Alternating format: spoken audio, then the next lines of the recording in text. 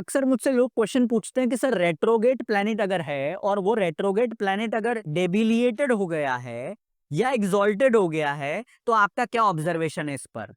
पहली बात तो ये क्वेश्चन जो पूछ रहा है रेट्रोगेट प्लैनेट से रिलेटेड, ये बात निश्चित है कि उसको एस्ट्रोलॉजी का ज्ञान है।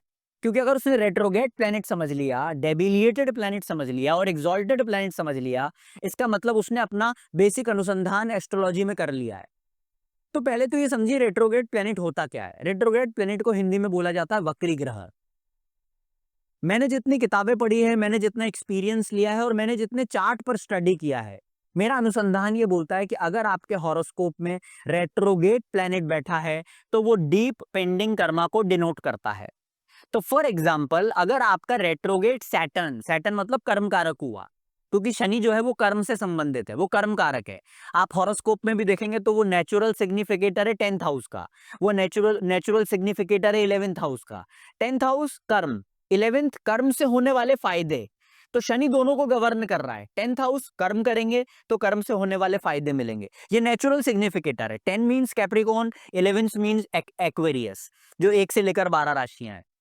तो फॉर एग्जाम्पल किसी का रेट्रोगेट सैटर्न बैठा हुआ है सेकंड हाउस में। रेट्रोगेट है मतलब डीप पेंडिंग कर्मा है, सेकंड हाउस मतलब फूड से रिलेटेड। आप ऐसे व्यक्ति को खाने के प्रति बहुत ही उसका खाने के प्रति रुझान रहेगा, उसको खाना अच्छा चाहिए, उसको अपने परिवार के प्रति कर्म का बोध रहेगा, वो अपने जीवन में अर्ली एज में कमाना शुरू करेगा, क्योंकि वो डीप पेंडिंग कर्मा है। अगर किसी व्यक्ति का वीनस रेट्रोगेट है, वीनस पत्नी का कारक है, वीनस स्पाउस का कारक है, वीनस शुक्र जो है विलासिता का कारक है, अगर वो रेट्रोगेट हुआ है मतलब वो डीप पेंडिंग कर्मा दर्शाता है वीनस से रिलेटेड।